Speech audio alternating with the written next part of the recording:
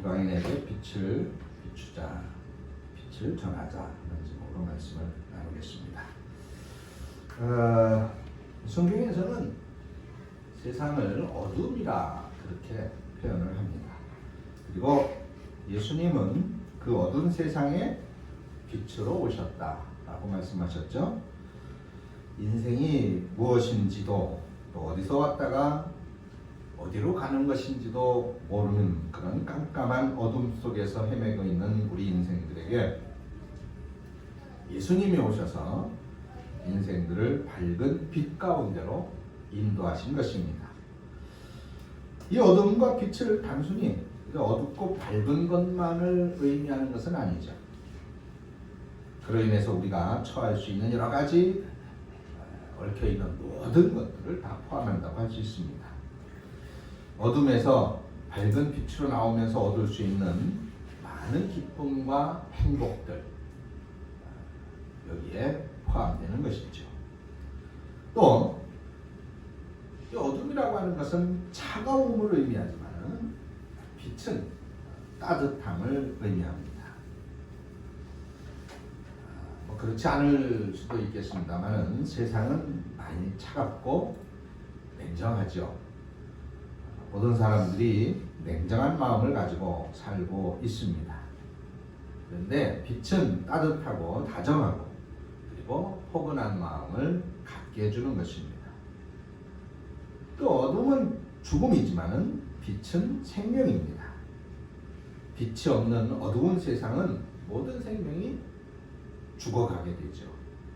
그러나 빛은 모든 생명을 살아나게 만듭니다. 또 어둠은 미련함이지만 빛은 지혜로움이라고 말할 수 있습니다. 어둠 가운데서 사는 사람은 뭘 잘 모르기 때문에 미련하게 살지만은 빛은 참된 진리, 참된 지혜를 알게 함으로써 슬기롭고 바르게 살게 해주는 것이죠. 또 어두움은 회의와 좌절과 절망이라고 말할 수 있어요. 그러나 빛은 희망이고 소망입니다. 절망 가운데서 신음하고 사는 인생들이 빛으로 나오게 되면 이 세상에서 정말 희망을 가지고 살게 됩니다. 더 나아가서는 영원한 하나님의 나라의 소망을 가질 수 있게 되는 것이죠. 또 어둠은 슬픔과 고통이지만 빛은 참된 평안과 기쁨 그리고 행복입니다. 슬픔과 눈물과 한숨 속에 사는 인생들에게 빛은 평안을 누리고 행복하며 기쁘게 살게 하는 것이죠. 어두움은 시기와 질투와 미움입니다. 반면 빛은 위로와 격려와 사랑인 것입니다. 빛은 우리 마음을 변화시켜서 다른 사람을 위로하고 격려하고 사랑하게 만들어줍니다. 결국 어둠이라고 하는 것은 우리 인생사의 모든 곤고와 고난, 어려움과 고통, 비극과 아픔이라고 말할 수 있겠죠. 반면 빛은 희망과 소망, 사랑과 위로와 그리고 행복이라고 말할 수 있을 것입니다. 오늘 본문 말씀에서 바울은 바로 이 빛을 비추어 주기 위하여 오신 예수님에 관해서 말씀하고 있습니다. 예수님은 이스라엘과 이방인들에게 바로 이 빛을 전하시는 분이다. 이렇게 소개하고 있는 것이죠. 그래서 오늘 우리는 이 2020년 새해 올해는 우리가 이방인에게 빛을 전하는 그런 한 해로 삶을 살았으면 하는 소망입니다. 선지자들과 모세가 반드시 되리라고 예언한 그대로 예수님이 이 세상에 오셨다. 그리고 그분은 이스라엘과 이방인들에게 빛을 전하셨다라고 말씀합니다. 오늘 말씀을 잘 들으시고 빛으로 오신 예수님으로 인해서 어둠 속에서 신음하던 우리가 2020년도는 빛 가운데서 진리를 알고 그래서 참된 기쁨 속에서 소망을 가지고 행복한 삶을 살고 있다는 것을 확인하면서 승리의 해로 살아나가는 귀한 은혜가 있게 되기를 축원합니다. 오늘 본문 19절부터 21절에 보니까 아그리빠 왕이여 그러므로 하늘에서 보이신 것을 내가 거스르지 아니하고 먼저 다메섹과 예루살렘에 있는 사람과 온 유대 온 땅과 이방인까지 회개하고 하나님께로 돌아와서 회개에 합당한 일을 하라고 전함으로 유대인들이 성전에서 나를 잡아 죽이려고 했다 이렇게 말하고 있죠. 우리가 잘 아는 대로 바울은 지금 이스라엘의 분봉왕인 이 아그리빠와 로마 총독 버니게 그리고 천부장들 그리고 시중에 높은 사람들 앞에서 지금 자신을 변호하는 장면을 오늘 보고 계십니다. 유대인들은 이런저런 죄목으로 바울을 죽이려고 했어요. 그런 유대인들의 고발에 대해서 바울은 자기가 지금 그 유대인들이 주장하는 대로 나는 그런 죄인이 아닙니다 라고 하는 것을 말하고 있는 것입니다. 바울이 자기가 믿고 따르고 있는 예수님 그분은 정말 그리스도시고 그분은 진짜 하나님이다. 근데 지금 이것은 나 혼자 하는 내 개인적인 주장이 아니고 이미 하늘에서 보여주신 거다. 하나님께서 특별 계시를 해주심으로 인해서 증명하신 것이다 라고 설명하고 있는 거예요. 그래서 오늘 본문에 보면 그러므로 하늘에서 보이신 것을 내가 거스르지 아니한다 이렇게 말하고 있잖아요. 이것은 바울이 자신의 경험을 말하고 있습니다. 즉 다메섹 도상에서 예수님을 만난 이야기를 하고 있는 것이죠. 그때 하늘에서 보이시는 것이 있었어요. 그것이 무엇이었습니까? 빛이었죠. 빛. 대낮에 온 세상을 환하게 비추고 있는 이 태양보다도 더 밝은 빛. 그 빛이 비추면서 예수님이 나타났다는 거예요. 그 예수님께서 이제 나를 더 이상 박해하지 말고 이제부터는 나의 증인이 되라고 했습니다. 내 증인이 되서 이스라엘과 이방인들한테 가서 이렇게 말해라. 무엇이라고 말하라고 했습니까? 그 눈을 뜨게 하여 어둠에서 빛으로 사탄의 권세에서 하나님께로 돌아오게 하라. 그리고 또 뭐라고 말씀했어요? 죄사함과 나를 믿어 거룩하게 된 무리 가운데서 기업을 얻게 하라고 말하라고 말씀했단 말입니다. 그래서 바울은 예수님께서 하늘의 빛 가운데 이렇게 말씀하신 것을 내가 거스르지 않고 지금 나는 그것을 하고 있다고 말하고 있는 거예요. 그 말씀대로 다메섹에 가서 복음을 전했고 예루살렘에 있는 사람들 그리고 유대 온 땅과 더 나아가서는 이방인들한테까지 가서 내가 이 복음을 전했다는 겁니다. 이 복음을 전하면서 회개하고 하나님께로 돌아와서 회개에 합당한 일을 하라고 했다는 것이죠.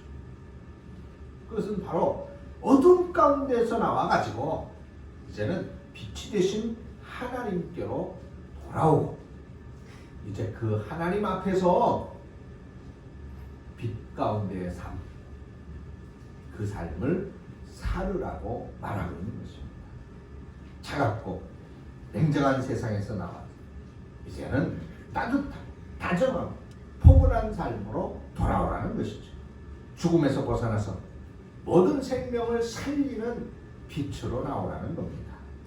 더 이상 미련하게 살지 말고 빛으로 나와서 진리와 지혜를 알고 슬기롭고 바르게 살으라는 겁니다.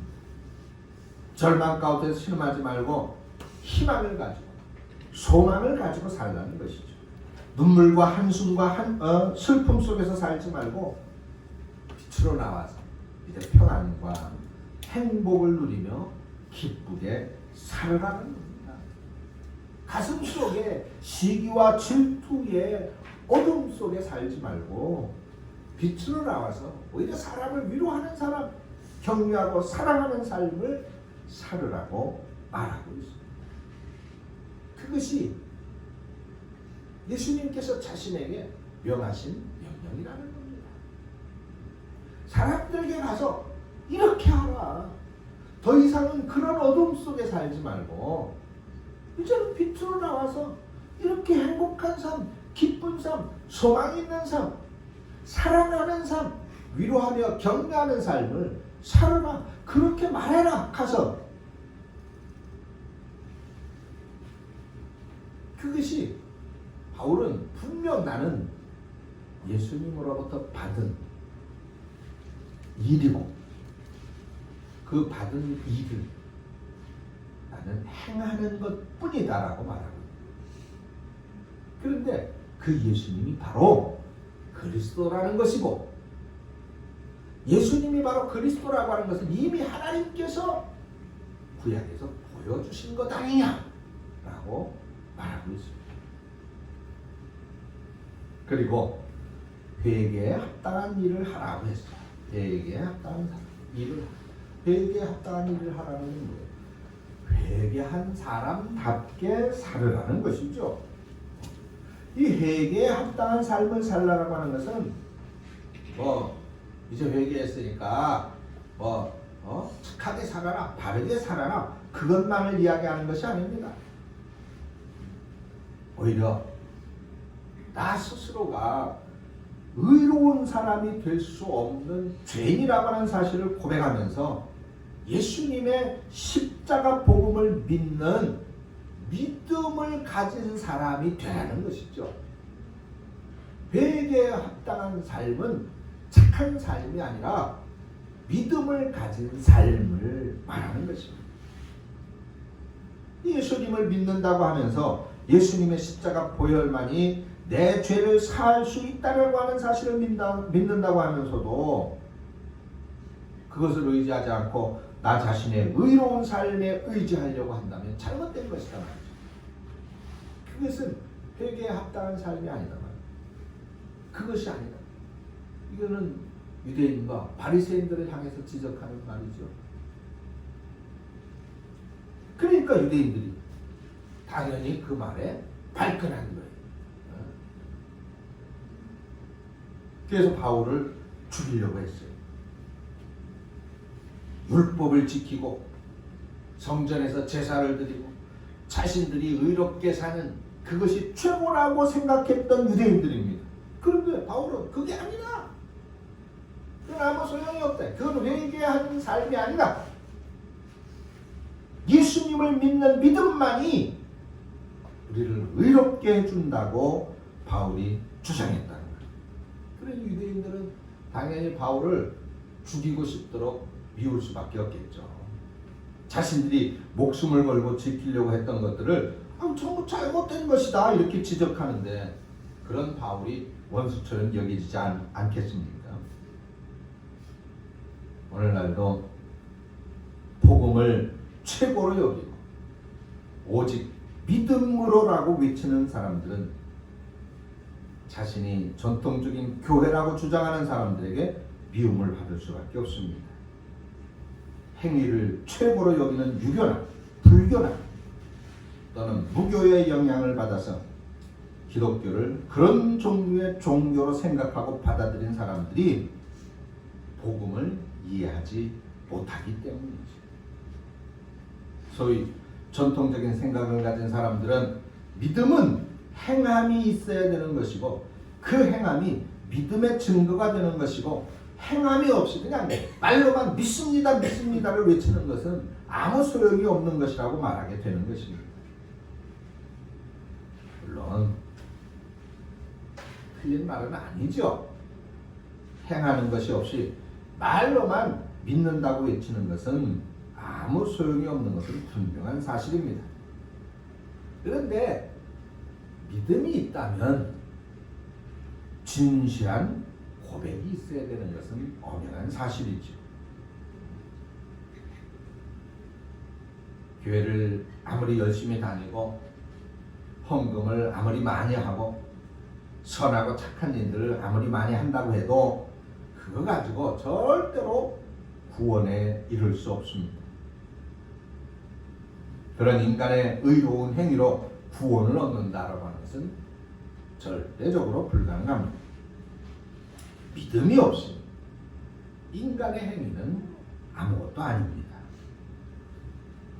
중세 로마 교회도 믿음을 무시하고 행위만 강조한 것은 아닙니다. 믿음이 한 50% 정도고 행하는 것도 한 50% 정도 되어야 한다고 생각을 했습니다. 하나님의 은혜가 50%라고 하면 인간의 은혜도 50% 정도 되어야 된다, 그렇게 생각을 했던 것입니다. 그러나 우리 개혁주의에서는 절대로 그렇지 않습니다. 그런 것까지 잘못됐다는 것이죠. 오직 믿음, 오직 하나님의 은혜로만 우리는 구원받을 수 있다. 그것이 성경의 주장이라는 것입니다. 믿음이 100%, 하나님의 은혜가 100%입니다. 그렇다면 그럼 예수 믿고 난 다음에 구원받았으니까 이제 이후로는 아무렇게나 살아도 되냐? 그건 절대로 아니죠. 예수님을 믿는다라고 하는 그 자체가 이미 어두움으로부터 빛으로 나온 것을 의미하는 거예요. 그러니까 당연히 이제는 죄 가운데 살던 그 어둠의 모든 습관들, 어둠의 그 모든 악함들을 다 벗어버리고 이제는 빛 가운데에서 의롭고 바르게 살려고 애쓰는 것이죠.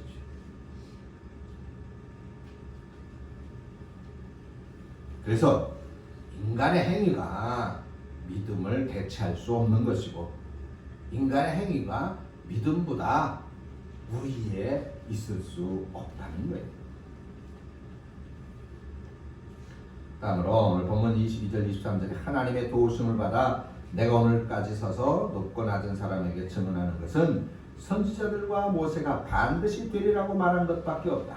곧 그리스도가 고난을 받으실 것과 죽은 자 가운데서 먼저 다시 살아나사 이스라엘과 이방인들에게 빛을 전하리라 함이니이다 하니라 그랬어요. 바울이 증언했어요. 예수님께서 죽은 자 가운데서 먼저 살아난다. 그리고 이스라엘과 이방인들에게 빛을 전한다 라고 하는 것은 이거는 내 말이 아니다. 바울 자신의 말이 아니라는 겁니다. 이미 오래전에 선지자들과 모세가 그렇게 반드시 될 것이다 그렇게 말한 것을 지금 내가 다시 전하는 거다 이렇게 말하고 있는 겁니다.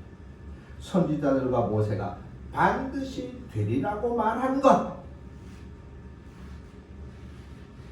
이 선지자들과 모세라고 할 때는 이거는 구약 전체를 의미하는 것입니다. 바울이 예수님이 바로 그리스도고 하나님이다 이렇게 주장하는 것은 나 자신의 얘기가 아니라 이미 너희들이 모든 유대인들이 하나님의 말씀이라고 믿고 따르는 그 구약 성경에서 말씀하고 있는 건 아니냐, 거기에 기록된 이야기가 아니냐, 그렇게 주장하고 있는 것이죠. 그래서 그 선지자들과 모세가 그러니까 구약 성경에 그 말씀에 반드시 그렇게 될 것이라고 말했던 그 사실이 그것이 바로 예수다. 그 예수가 바로 그리스도다. 그것을 바울이 강조하고 있는 것입니다. 그런데 너희들이 그 구약 성경에 기록된 말씀대로 알고 있듯이 그리스도가 고난을 받으실 것이라고 하는 것을 알고 있지 않느냐. 그래서 그리스도가 고난을 받았다. 그 그리스도의 고난에 대한 대표적인 말씀은 이사야서 53장이죠. 이사야 선지자가 마치 예수님의 시대로 와가지고 예수님의 십자가 아래서 그 예수님 달리신 모습을 보고 기록한 것처럼 그렇게 자세하게 예수님의 모습을 기록하지 않았습니다. 이사야 선지자는 이렇게 표현했어요. 그가 찔림은 우리의 허물 때문이요 그가 상함은 우리의 죄악 때문이요 그가 징계를 받음으로 우리는 평안을 누리고 그가 채찍에 맞음으로 우리는 나음을 받았도다. 우리는 다 양 같아서 그릇 행하여 각기 제 길로 갔다니 여호와께서는 우리 모두의 죄악을 그에게 담당시키셨더라. 이사야서 53장 5절부터 6절의 말씀이죠. 예수 메시아가 오면 이런 고난을 받을 것이다. 이게 메시아에 관한 예언이다 말이죠. 근데 왜 메시아가 오시는데 메시아가 오셔가지고 왜 그런 고난을 받아야 됩니까? 그 이유가 뭐 그건 바로 우리들의 죄 때문이다 라고 말하는 거예요. 우리들의 죄 때문이다. 그 성경 지금 내가 주장하는 게 아니라 이미 너희들이 가장 잘 알고 있는 성경에 기록된 말씀 아니냐. 너희들은 그것을 수십 번 수백 번 읽었을 거 아니냐. 아니 아예 외우고 다니는 말씀이 아니더냐는 겁니다. 그런데 이스라엘 사람들은 말씀과 자신들의 생각을 완전히 다르게 했어요. 말씀은 그냥 말씀으로 읽고 말씀은 그냥 성경에서 하는 말이고 우리들의 생각은 메시아라면 당당하게 군주로 와가지고 이 로마를 격퇴시키고 자신들의 민족적 해방을 완성시켜주는 그런 사람이라고 믿고 기다렸다는 거죠. 그런데 그렇게 기대했던 메시아가 아무런 힘도 없이 비참하게 로마군들에게 채찍에 맞고 끌려가서 십자가에 못 박혀 죽을 것이라고 하는 사실은 도저히 납득이 안 됩니다.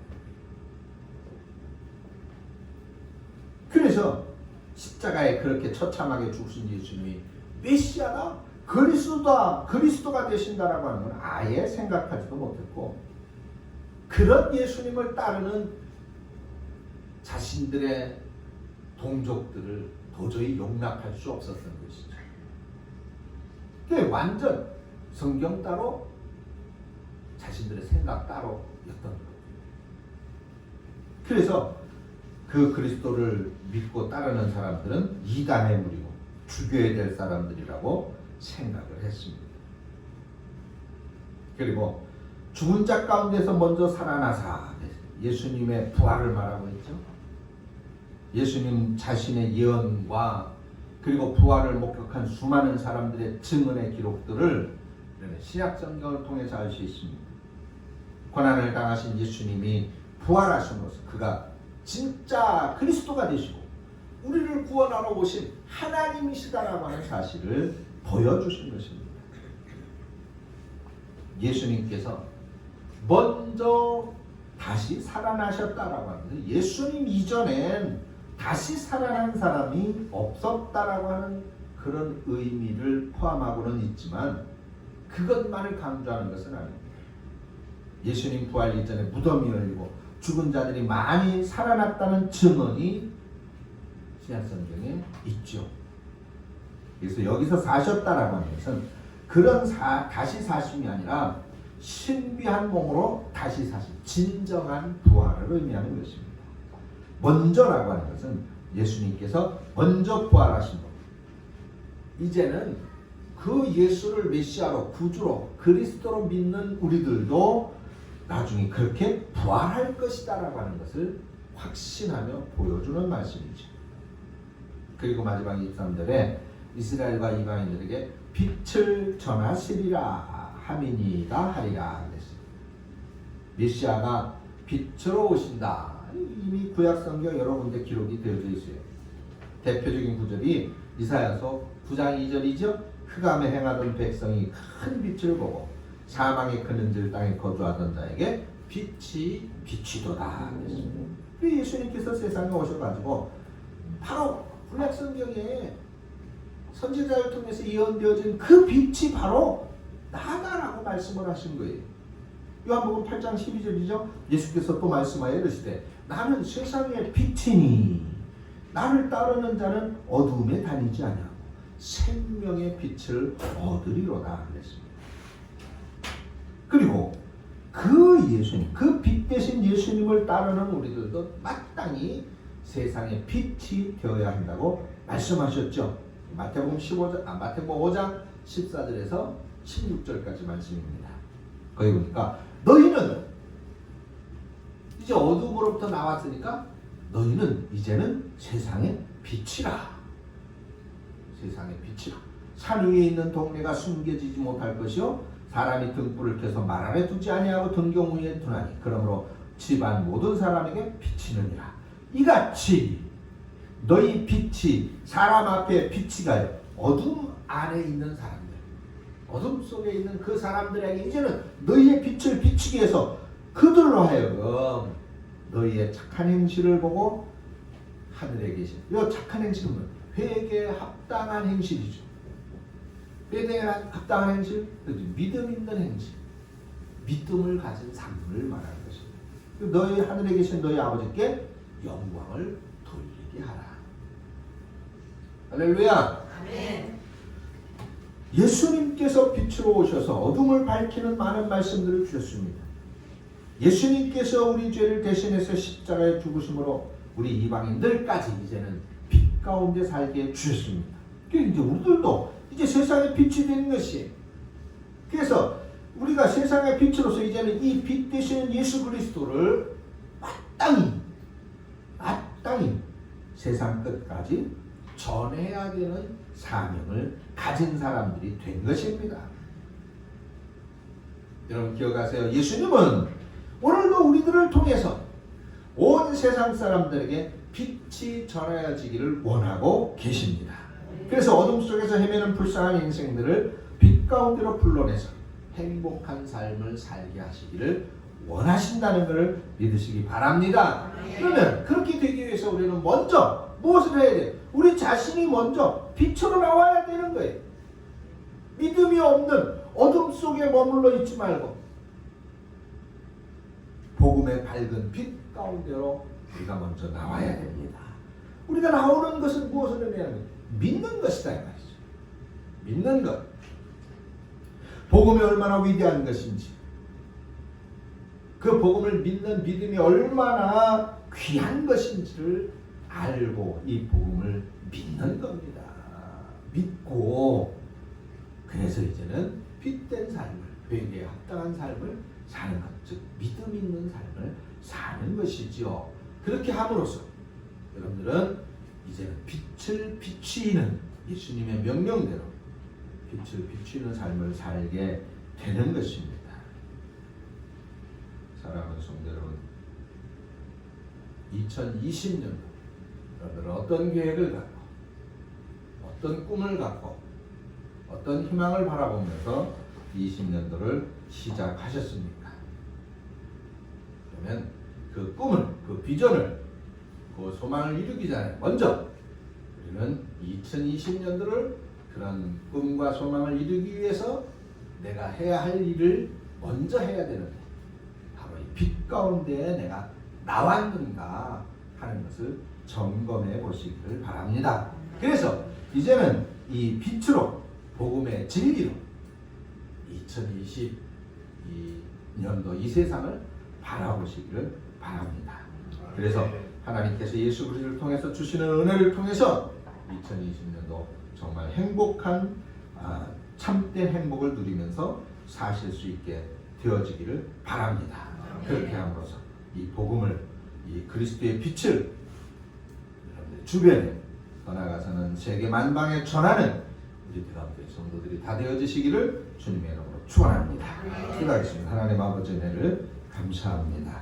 어리석고 부족한 저 인생들을 어둠 가운데서 빛으로 인도해 주신 주님, 이제는 너희가 그 빛을 비추이라고 말씀하셨사오니 먼저는 2020년도 내가 꿈과 희망을 이루기 위하여 먼저 이 복음의 진리, 이 복음 앞에 이 빛 가운데로 나오는 믿음 있는 삶이 되게 하시고, 또한 이 믿음으로서 삶을 살아 또한 아직도 어둠 가운데 있는 우리 주변의 이웃들에게 더 나아가 세계 만방에 이 빛을 비추이라고 말씀하신 주님의 명령을 쫓아 사명을 감당하는 우리 대광의 가족들이 되게 하시며 그를 통하여 이 세상의 그 어떤 것으로도 능히 누릴 수 없는 참된 평안과 행복과 기쁨을 누리는 이 새해가 되어지도록 이런 새해를 또한 살아나가는 우리 성도들이 되어지도록 성령께서 함께 하시고 역사하여 주시옵소서. 예수님의 이름으로 기도합니다. 아멘. 찬송가 393장 찬송드리면서 들으신